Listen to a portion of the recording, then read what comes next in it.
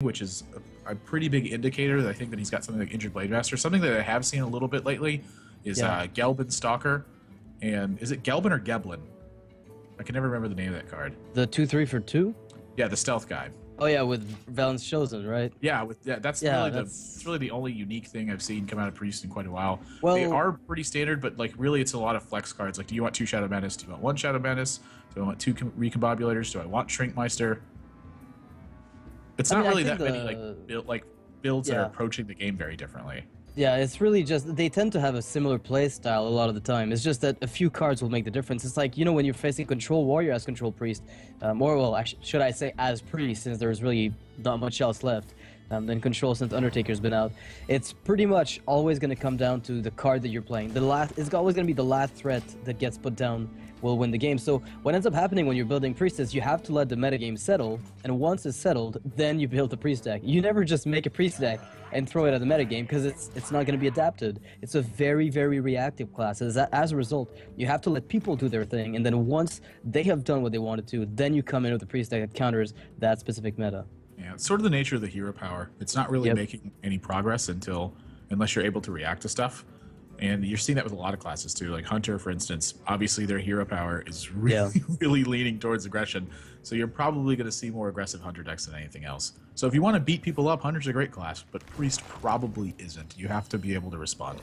Yeah, and what's funny is Hunters were supposed to be designed as control decks, right? They were meant to be played as control, where you play Hunter, and because you have so many cards with control, with multi-shot, and explosive shot, and arcane shot, you needed a way to kill your opponent, so they gave them their hero power. So what Hunters did instead is they said, well, thanks for that, I'm just going to go build aggro instead of control. It was a really weird design decision by Blizzard, but it ended up kind of backfiring. It pigeonholes Hunters nowadays into a much more aggressive playstyle. This is a really interesting spot here for Kolento. I think that the decision to, I mean, this is going to sound weird, but I think one of the decisions to not actually run his Wild Pyromancer in here is that he has Sylvanas in his hand.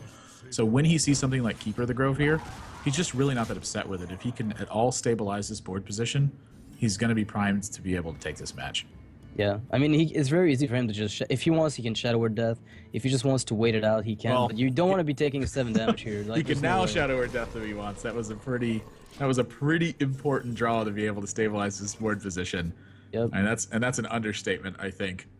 Yeah, taking 7 damage a turn until you can play a 6-drop. I mean, you're going to be dead by the time you get anything done. His turn otherwise would have been Circle of Healing to clear 2 minions, or just, and like Lifecoach would have left his 5/5 around. I'm assuming he would have used a hero power or Wrath to take out the Alkanite Soul Priest. He's actually going to Wrath his own Keeper of the Grove to pick up a card. I can't really blame him. I mean, his hand isn't really anything otherwise. He doesn't have a play till turn 7 with the hand he had, so wrathing his own minion to pick up a card is going to help him draw into things like Piloted Sky Golem. And this is something that's very unique, I think, to these two guys, is when they play their builds, they kind of play their own builds.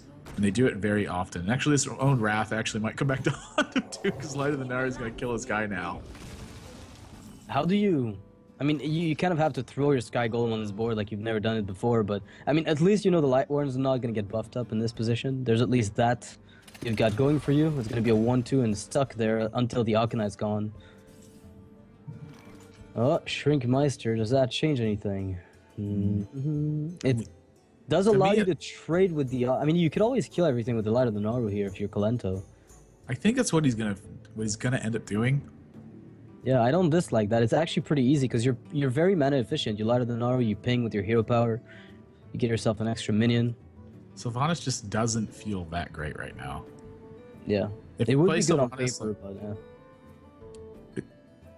I mean, it's just Lifecoach is going to be able to make up so much ground. I mean, Sylvanas definitely does kind of keep him from playing whatever he wants, but I don't know. You know, the more I think about it, I think Sylvanas is just fine here. You do lose some ground by playing Sylvanas, but I think it's okay. I think Light of the Naru is still better. Yeah, it's a great play, and you know, he opts to trade it away, and oh wow, is that a frustrating card to find. Yeah, so you're going to see Shrinkmeister now. This is exactly... So it does change things a little bit. It keeps an extra minion on the board. Let's get physical. But, but still not the worst turn for Lifecoach. He's going to be able to use Force of Nature to clear out all 3 of these if he wants to. I'm going to guess that he doesn't want to run Ancient Allure into this and let a 3/2 kill his Ancient Allure. Yeah, two drop. Force Natures in here just really not going to be doing much. The only issue of comfort, I think, with this play is that you're yielding initiative to your opponent. So if Kolento has something like Dr. Boom, you're going to be really uncomfortable afterwards. So what if you just force an H to the face, and then because he can't heal, you eventually win? You just hope that he doesn't kill you before you draw a Savage. Yeah, exactly. You just pray for the RNG gods. I don't think that's what Lifecoach is gonna do. MLG. It's it's definitely an MLG you know what? play. I'm convinced. Jam out Force Nature, 3 tokens in the face. Let's go. It's not that bad of a play. Like, if you can talk yourself into it long enough, eventually it'll look good. No prep South Sea deckhand. Oil for no reason. It's not that one.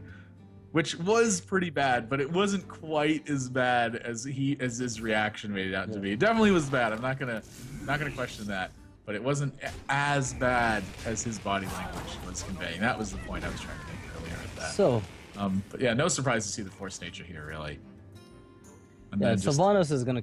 I think it's a pretty easy Sylvanas turn. Yep. You know, if Keeper of the Grove does get played, that would be the second one, and you can just Cabal that. You'd be happy to get it. Oh, that Sky Golem, however. That Sky Golem. Whoa, that's a good card here for him, actually, because... Go ahead. Well, I was like... Just continue, because I was losing my train of thought. The Death Rattle of the Paladin Sky Golem here triggers after Sylvanas, so effectively putting this down really handles the Sylvanas perfectly. And if a Sludge Belcher's played, you get a free trade. So in effect, I think this Paladin Sky Golem is right on time. It's just perfect. Unless you expect a Shadow Word Death on your opponent's own Sylvanas, but he would keep that for Dr. Boom. I can't imagine he'd ever do this now. Yeah. Oh, wow, he's going to Ancient of Lore here. Trade the 1-for-1, trying to maximize the value he's going to get out of that Paladin Sky Golem. Wow, he even picks up a second keeper, too. Kolento is almost never trading the Sylvanas here. I mean, it would feel horrible, too. Then again, you're dead to combo next turn if you don't. Oh my gosh. Aren't you? 5-7? Oh, you'd be almost 21. Yeah, it's 21. It's not quite there. I don't really feel like there's that many ways that Kolento can avoid combo from happening this game. Yeah, so right. I would imagine he's going to hunt for value somewhere. But where does he get it with this hand? He has no way to draw cards. He has no minions that have Battle Cry. He has no minions or relevant Battle Cries right now. He has nothing with Death Rattle. He doesn't have any taunts. There's no buffs in his hand. This is just like a miserable pan out for Kolento. Like, he got the Sylvanas on board, but his draw on the turn going into Sylvanas and his draw afterwards are just exceptionally poor. What if you just injured Circle and go face with Sylv? I mean, it's pretty horrible, but that's kind of what it's looking like for me, because you can't just heal it with your hero power, right? I don't even know if you circle it. I don't think you circle it, because if your opponent attacks your injured Blade Master with their Ancient of Lore, it means they're probably not playing anything that turn as well. Unless right, because otherwise Sylvanas is gonna... Yeah. Right, well, that Keeper of the Grove swipe combination... Actually, there's almost a play. I mean, he could very well... Oh, he doesn't have Savage War. I was almost convinced he had Savage War because we were talking about it earlier. I wasn't really paying attention. I was just like, wow, that'd be great to be able to deal 21 damage. But not available here. So Keeper Wrath seems pretty okay. It's a little on the slow side, and you're playing into Cabal Shadow Priest, so maybe you're better off playing a bigger minion at this point. Yeah, I think it's between Dr. Boom and Pilot Sky Gold for sure. Yeah. And I'm curious which one it's going to be. I still think I actually might have preferred the Piloted Sky Golem last turn because of the board presence, but Lifecoach certainly is keeping in mind the card advantage battle in this matchup, and I don't think it's as much of a battle for tempo because you're playing against Priest. Unless you can just kind of steamroll them out of the game, you usually are fighting a card advantage battle of some sort. And when he's got 2 Piloted Sky Golems in his deck, I think it's a lot easier for him also. One of the important cards for Priest to really, keep themselves into a game against mid-range decks is to find the Arcanine, not the Arcanine, but the Clerics, and really get a good turn with them. At least one good turn with a Cleric is really important for them. These are not very good turns. He picks up a Powered Shield. I mean, you could Cabal Shadow Priest to bomb and then get the He's 1 mana off the sweet combo of both of them. That's a horrible card for this matchup. Yeah, this is... doesn't do anything. As bad as it gets. Versus Druid. Lifecoach, when I just look at Lifecoach, like I see his face and his haircut, he just doesn't look like a Blingtron player. Now, if you saw his watch, you might think otherwise. What does it look like? Oh, he's got a beautiful Rolex. I mean, it is. So just, you're actually dead to combo here, right? He's actually dead if that comes out. Yeah, he just doesn't have a way to prevent that. Yeah, he can't play around it because he can't beat it. That's rule number 1 of Hearthstone. But this is a really excruciating position for the Priest. I mean, you have to fight for the board for the rest of the game at this point. Well, it's going to be tough to do versus all these piloted mechanisms. Skylogan, do you just play Golem Shredder, or do you play for board control again at this point? It looks like a mech druid at this point almost. I know it's not a mech druid, but it's got a lot of mechs. It's like it's droid. It's kind of like the you know, people play Spectral Knights, but some people just like Sky Golems instead. They do work just as well, if not better in many cases, so it's a little more expensive and it bumps up your curve, but against Warrior, you get almost 100% win rate. I'm exaggerating slightly, obviously, but those minions with really sticky bodies make it really tough on control decks. No, 100% win rates are easily attainable. Oh yeah, they are. When you're playing best of ones and only counting that one match. Yeah, I mean, I made a deck, it's called Lizard Squad, and I have 100% win rate so far. I have never lost with it. Can you give me that list afterwards? Yeah, no problem. I'll keep it secret. Sure you will. Promise. 100% win rate. Can you imagine someone having 100% win rate in this game? Lifecoach had it up until recently. Yeah. Well, it's going to be a really long turn here for Lifecoach. So he's going to go for the double mechs, which I can't really blame him. That seems to be the optimal line of play. Now let the Priest handle this situation. Yeah, I don't really see him handling it. Just he has 3 cards in his hand that actually don't do anything in this board position. Wild Pyro and with Shadow Madness could help a little bit, but he's got to find something relevant out of that Shredder. It's not even guaranteed that he'll be able to Shadow Madness whatever comes out of the Shredder. Right. It could be a Succubus. Or a Shield Bearer. No, that's right. It's a 1-drop. Never mind. What could he get? An Oiltron, I guess. You wouldn't even be able to sacrifice it. He's going to be trying for that Shredder, and out comes the Puddle Jumper. I don't know if that's going to do much. You've got to try. And I think as long as he doesn't face the Mighty Millhouse Mana Storm, he might have been okay with it. So what is your line of play? So he's gonna hope that Boombot does something relevant here. I'm really, really confused why he didn't. And Dr. Boom takes enough damage for the Cabal Shadow Priest to trade into it. Why on earth did he not? Oh my gosh, and he got Enhancer Mechano! This is as bad as it's gonna get for a 4-drop. Almost. Wow. Kolento is alive. Actually, wait, is he? Force of Nature Swipe. That's 10. Kolento's alive right now, yeah. This is unbelievable. Well, he's on 1 health, actually. Yeah, actually, wait, the Drake Swipe is going to make short work of this board. I mean, could Lifecoach really not lose? Necessarily. I mean, can he lose? Probably not. But Kolento's not dead. And that was really the important part. Is I thought he was just dead. Well, if that Mechano had 1 more attack, that would be game. With Force of Nature Swipe, but not quite there yet. Oh man, this position. It's tough stuff. Yeah. I mean, Kolento's basically going through the motions. I don't think he thinks he can get away with anything. I just realized why he didn't attack the Boombot new minion last turn. It's so that he could ensure that he could Shadow Madness the Puddle Jumper, yeah. Yep, that's without exactly dying. Right. I was racking my brain trying to figure it out.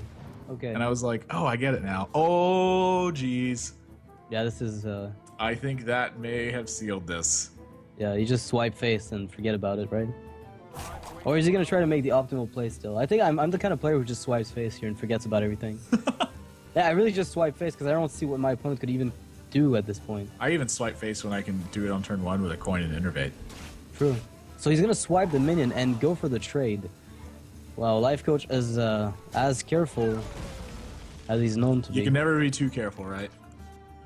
Yeah, in case he plays. Well, what? Actually, wait. You can like Holy Fire or something. Right. Well, if you swiped face, you'd still have lethal. You could have Holy Fire. Maybe he Or he thought could have steals double it. antique heal bot. I know what he was playing around. You thought steal, innervate, entry of life. There you go. That puts you exactly That on confirms that net. Lifecoach has Tree of Life in his deck, I think. Yeah, I think this I think is a it confirmed confirmation that he is playing Tree of Life. The innervates we knew, but the Tree of Life, I wasn't too sure. Now that taking so much time on that play really confirms it. So Yeah. Lifecoach is going to take the first game against Kolento here. Not a big surprise. Druid versus Priest is a really difficult matchup for the Priest.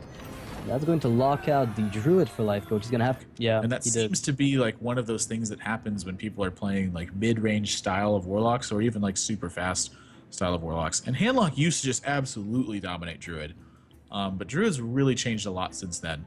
And here's where you're going to see a really big situation happen. Is Kolento going to keep this? Did he mulligan already? Yeah, He's going to keep in the big game hunter. BGH. That's the only card he keeps in his opening hand with Druid. Yeah, I can't blame him because Lifecoach plays so much Handlock. You've got to expect him to at least play that. Now, whether or not he'll play Giants this time around is another thing that we have to look at. We're just going to figure it out as soon as we see the hands develop. One of these days, Lifecoach is going to play turn 1 Flame Imp, and his opponent's going to be like, oh my god, It's what Zoo. just happened? And then he's just gonna dead." play turn 2 Doomslayer, and then his opponent's gonna be like, wait, what? And then he's gonna play turn 3 Little Exorcist, and then his opponent's gonna be like, wait, what? The next two plays are a little ambitious. And then his turn 4 is gonna be Gnomish Inventor. But I And play his the opponent's Flame gonna Imp to get- escape concede. I play the Flame Imp to get me closer to Molten Giant, and then I play the Doomsayer so that way they can't apply too much pressure to me and to keep my hand size under control because I really intend to life tap a lot. And then the Little Exorcist just makes sure that they can't break through the board position. Well, it's in case they play, you know, Innervate, Dr. Boom on turn 3. You want to make sure you have a Death Rattle answer to those Boom bots. Solid. So no Giants in hand, but it's still to say he's not playing them yet. But he does have 2 Twilight Drakes, and Kolento does have Keeper of the Grove. Very Just- important. He's going to be curving with it perfectly as well with that turn 6. I mean, that Wild Growth making it 6 mana. He doesn't even have to coin out with the hero power, which allows him to get that Dr. Boom earlier if he wants to. So Oh, nothing the Twilight Drakes. unusual from Lifecoach so far. Actually, I'm really curious to see the rest of this list right now. Well, so far it's looking very standard aside from the fact that we haven't seen a Giant, but the odds of, you know, getting them at this point are just as good as getting double heal bot, so there's no guarantee the Giants are in there. Alright, so down goes the Drake. As Lifecoach probably expected, we see Zombie Chow, so there's something there about probably teching against some bit of aggro. When he plays the Zombie Chow here, there's not like a real big reason for it. Obviously, you know, he wants to help start fighting the board as quickly as he can. You know, against something like Dr. Boom, he does have ways to attack it now. But when he plays it that quickly and doesn't think about it, it really signals to me that Mountain Giant is not in this deck. Yep. If he had Mountain Giant in this deck, I think he'd be considering his hand size a lot more. Yeah, I'm wondering if he just holds on to it just to make sure But that he that- can play it for very little. That might very be the cheap. fastest Lifecoach turn of all time. Yeah, actually, it definitely is. He generally like ropes on these turns, especially. You know, this is a mid game. We're transitioning to the point where the decision tree just branches out, and he doesn't even take a second to make the play. Yeah. Oh, Dr. Boom. Yeah, no mystery to see the Dr. Boom here. And I Yeah. like the attack with the Keeper of the Grove as well. He does have Molten Giants. Oh, okay. So you dark bomb your face to make sure you can play it early. Just dome yourself.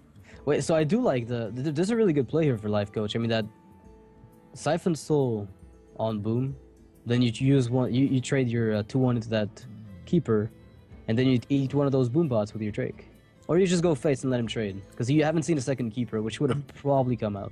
The only thing I'm curious about is whether or not he wants to get rid of the boom bots now, or if he'd rather get rid of the bigger body.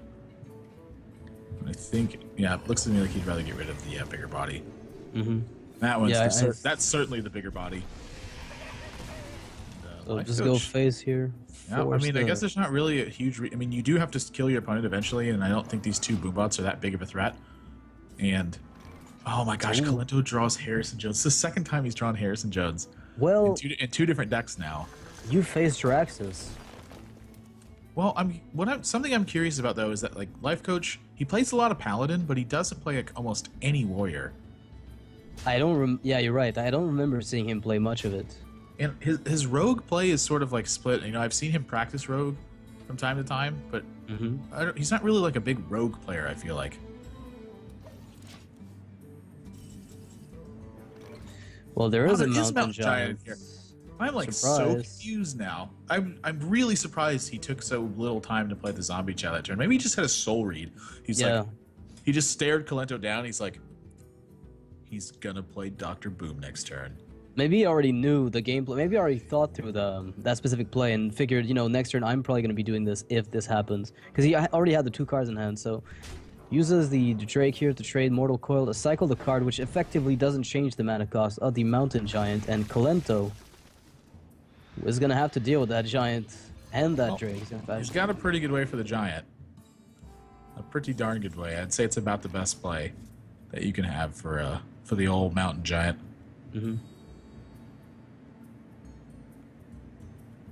Well, there are good follow-ups as well. I mean, he's got a lot of really good minions on this board. On this hand, that is. He's got pretty much... If there's no Shadow Flame or Hellfire, this is a really strong board. Yeah, well, Shadow Flame is obviously something he's very concerned with. Yeah. So he wants to make sure he doesn't overcommit, or when he commits, it's not too weak of a commitment. Because he does need to be pressing his advantage at some point. When is that? And the Boom Bot. Wow, what a big one. This is the old... It's the old 1 in 8. I don't think they're very... I think when they manufacture boom bots, they're not uniform, right? That might be the reason why those things always hit for such high variance. Now, there's a lethal looming for Kolento with the Claw Savage Roar if Lifecoach doesn't address this nor heals up. But I would be surprised if he didn't bother healing up. And this is kind of the problem with the Molten Giants in this matchup. If the Druid keeps you above a specific threshold for a long time and just gets a good board and you can't answer the good Shadow Flame, he just one-shots you and then there's nothing you can do. That of course is a major concern, is, you know, taking 23 damage in one turn. But it's a little bit hidden right now. I think Lifecoach is probably going to go through that sequence, and he's certainly thinking about Force of Nature to go with it. Yep. I mean, 9 mana, that's your automatic go-to worry, right? What does he really do here, though? I mean, does he want to heal up? You kind of do, but at the same time, what's your fault? You could play anti-heal bot and Dark Bomb that 4-2. It's really not that terrible. You almost have to, in fact. He has to get the Molten Giants active at some point. And I feel like the nature in this matchup is that you would rather be low sooner rather than later, because the more time you give them, the more likely it is they have burst in their hand.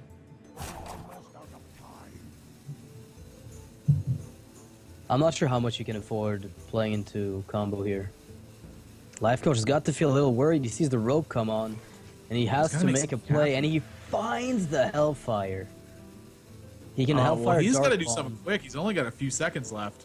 He plays a Sludge Belcher, doesn't bother with the Hellfire. I am curious if that Hellfire came so late in his turn that he didn't have time to Hellfire and then maybe kill what came out of the Pilot Shredder. Because Hellfire Dark Bomb was a possibility for him, and so was Owl and Hellfire. He chose to take neither of those plays. And gosh, it's such a...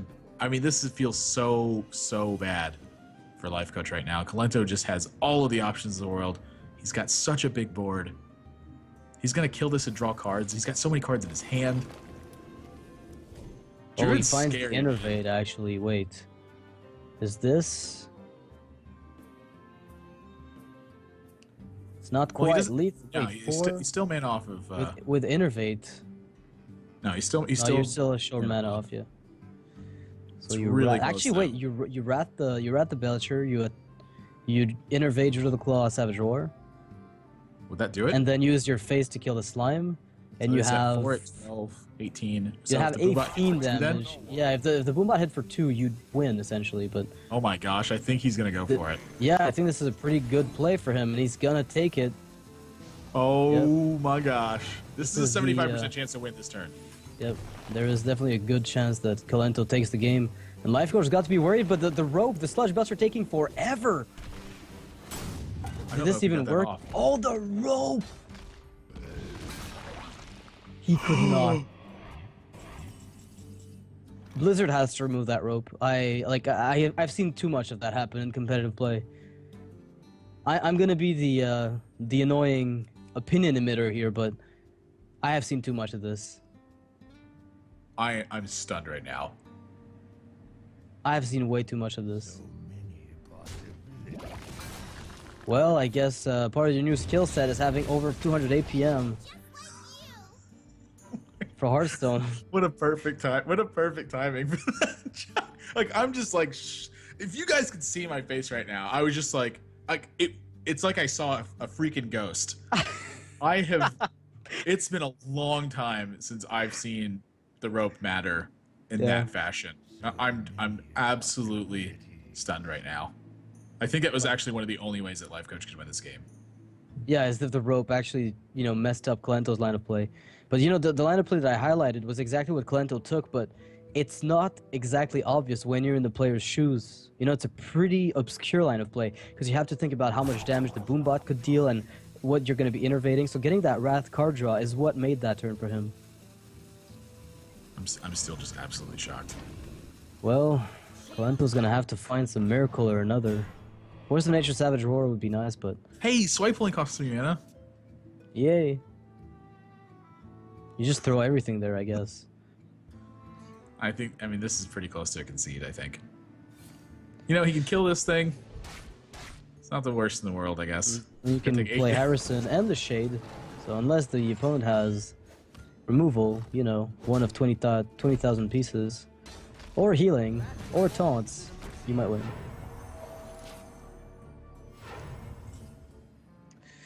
Down goes Harrison Jones and the Zombie Chow. Yeah, that's not winnable. There's no way. Is there? I don't know. I mean, you could just have like an earthquake or a tsunami where he lives or something, and just wipe out the internet. That's a way to win. This is why you have to be a master of the rope, like Lifecoach is. Yeah, like Rope Coach is. It's not his nickname for no reason. He has learned the threshold after which there is no way for you to win. So Kolento's gonna lose this to Lifecoach. I thought this would be for Fast Druid a winnable game, and I think Kolento, objectively. But the reverse of it can happen also. So you have basically 2 major combos to do this.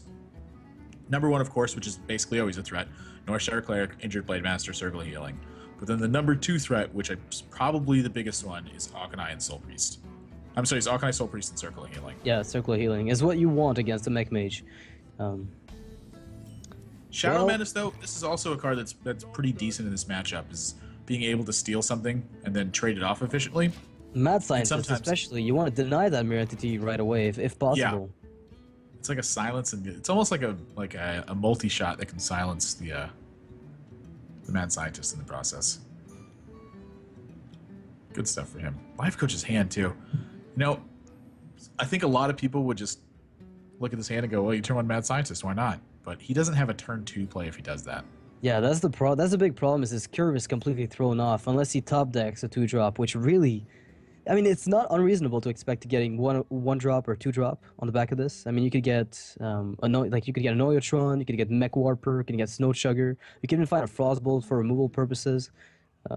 So it's not impossible to play the odds and go for the 2-drop top deck, but I don't think it's good enough to justify getting the Mad Scientist out. Yeah, I think it's probably better to use the Spider Tanks, because the other thing too is Priest doesn't have like a lot of high-profile minions. And so unless they find the early, what's it called, Injured Blade Master Circle right away. Yeah, then, but that's the thing. So Mirror Entity, I've actually never seen this happen before, and I'm surprised by it now. If Mirror Entity copies an Injured Blade Master, does it copy the damaged Blade Master? I think it copies the minion as it is. But the thing is, the Battle Cry happens before the minion comes down. So Mirror Entity does copy how the minion looks like. Like when it copies a Drake, right? It gives you a 4x, as opposed to giving you a 4-1. I'm really curious about that now. I'm just going to test that later and find out. Well, you'll see it probably this game, I'm assuming. Well, unless Kolento doesn't play into it. Yeah, no real reason to play it here with the Card Master sitting on board. And drawing the Holy Nova, I think, gives him a little bit more leverage in terms of the amount of time he's going to have. But this start from Lifecoach is really putting the heat. Yeah, Kolento has a great Shadow Madness here, though, getting that Mad Scientist out of the way. This is the reason Shadow Madness is in here. This is like probably one of the biggest recovery turns from Priest, is being able to Shadow Madness aboard that strong. I find it interesting that the secret animation on your deck glows purple when you steal the Mad Scientist with Shadow Madness from a mage, and green when you take it from a hunter, and yellow when you take it from a pally. So like it's like the Mad Scientist spawns with a color attached to it depending on the class that plays it. It's kind of nice. Maybe Priest is just purple. Maybe it's just their color. I mean, look at all this. Look at all the shadow stuff behind that portrait. That golden portrait. Oh man, Shadow Secrets coming up. Shadow Priest. He just draws and plays shadow form. You're like, what the heck? Against just dumps aggro? his opponent for 2. Yeah. What is going on? Alright, well, Sludge Belcher, perfect answer to the Piloted Shredder, but then again, there is a lot more than just a Shredder on this board. I really do like the position that Kolento's in. That Belcher is really putting a stop to the immediate aggression the Lifecoach might have wanted to put out. Yeah, I'm curious if he's going to use his Fireball or not.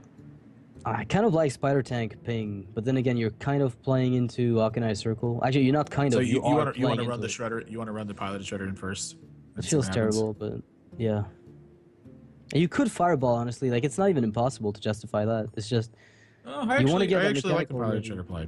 So, something that I've noticed a lot in these matchups, Lifecoach's hand is exceptionally strong, so there definitely is a lot of room for deviation from this. But something that I've noticed a lot in these matchups is that playing around stuff often ends up leading you to not having enough aggression to actually end the game. That's also a pretty decent draw. You can take out the Spider Tank and the Piloted Shredder body. No mechs for the opponent's Blast Mage if there is. I think he wants to see something. Oh my god, that Blast Mage. Yeah, he definitely didn't want to see a mech. Well, that's a mech. Gosh, this is so brutal for Kolento. Yeah, that's gonna make Kolento's day pretty tough.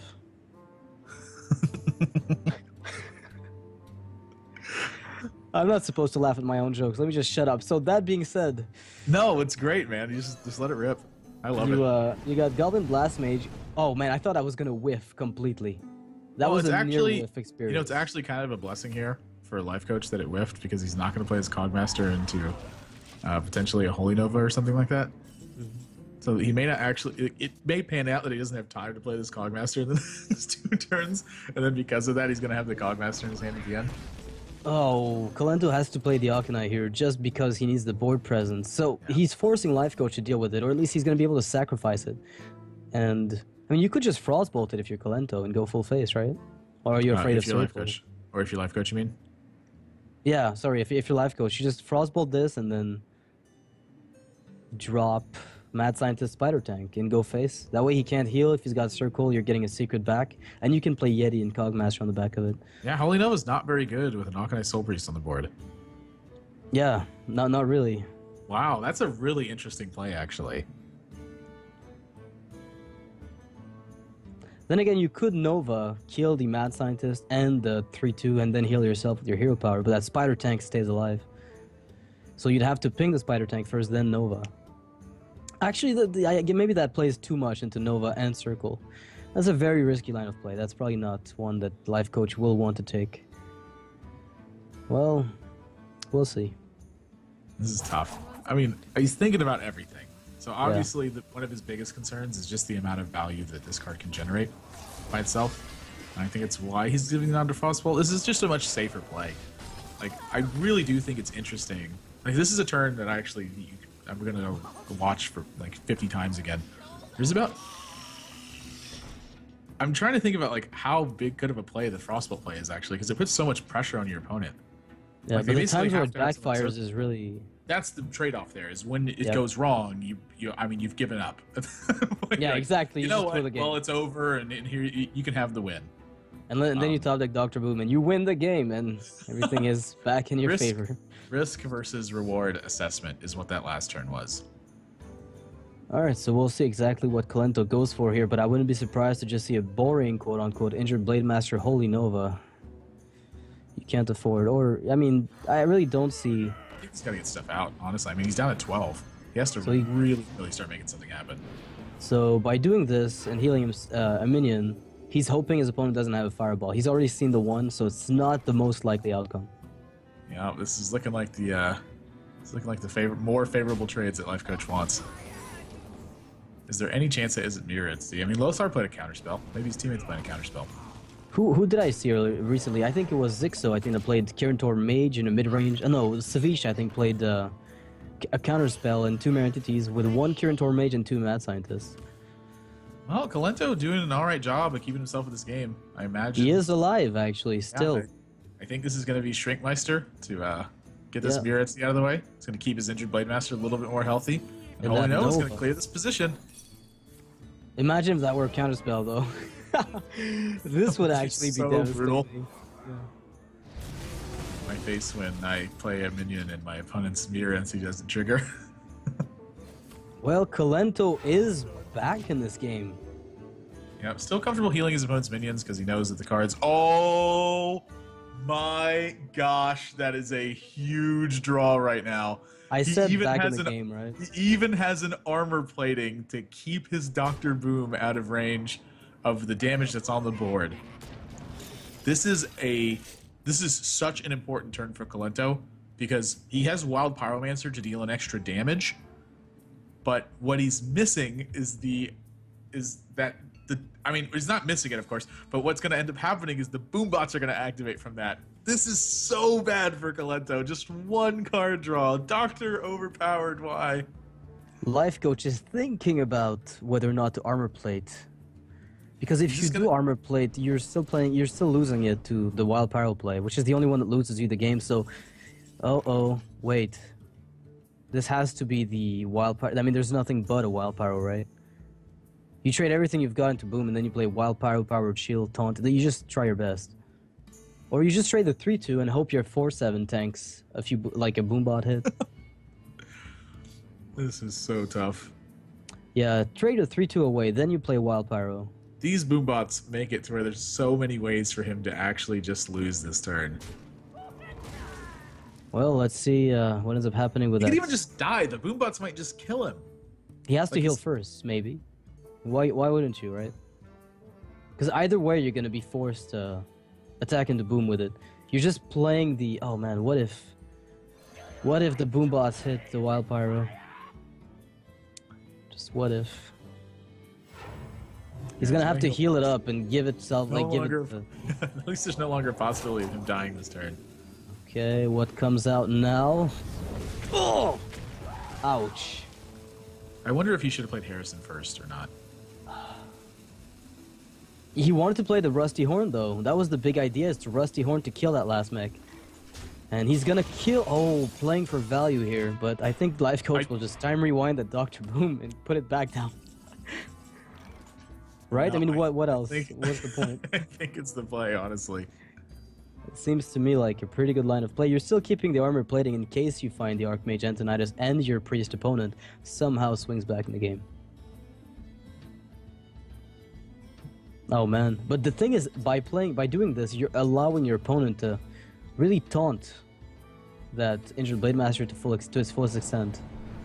I don't think he's too worried about that right now. 7-7 is still going to punch through it. What he's really hoping doesn't happen right now is a Shadow Word Death. That's really what he's hoping doesn't happen. I think and if it does, it's going to be insane. I think. Well, you want to give your opponent the... I mean, if he wants to go for value, it's fine, right? You don't really care. I don't actually know if I do play the Mech Warper, because if you play it, I mean, it just gives him it's almost like an easier target for him to kill than the Boombots are. What if you just ping phase that way? If he heals up with his hero power, Fireball is still lethal. That's sort of what I'm looking at as an afterthought. You know, instinctively I'm like, oh, we just dropped the Mech Warper down. But being able to put your opponent out of range of being able to, you know, somehow miraculously clear this board and then heal. Oh my gosh, Kolento's draws have been so bad in this third game. His opener was fine. I think his opener was really, really great. But it's just these last three. I mean, he's drawn basically like Harrison Jones and Cabal Shadow Priest and 2 Cabal Shadow Priests in his last 2 draws, and he hasn't had a chance to really even play any of them. Well, this is all gonna come down to that Boombot. And actually maybe more than that if there's a +1 attack spare part here. This could be the game-winning spare part. This is so... That's not it. Wait, yes, armor plating on the Boombot, reversing switch, then ping the 4-3, and that's game. Wow. He's got to find this, though. Lifecoach has got to find it, right? I mean, he's going through this possibility. That was a really quick spot, by the way. I was looking at this and I was like, Wait a minute. There's gotta be something he can do here. And you just saw it instantly. Well, that's a no. No, Lifecoach doesn't see it. Oh my gosh. Wait a minute. Maybe he does now. Well, that's why he's roping, right? Nope. Oh! Oh! Oh, it doesn't matter though! He just gets the perfect boombot roll. You know, that situation right there, like, I'm actually really surprised that Lifecoach missed that because he never misses anything. Like, he's always making such strong lines of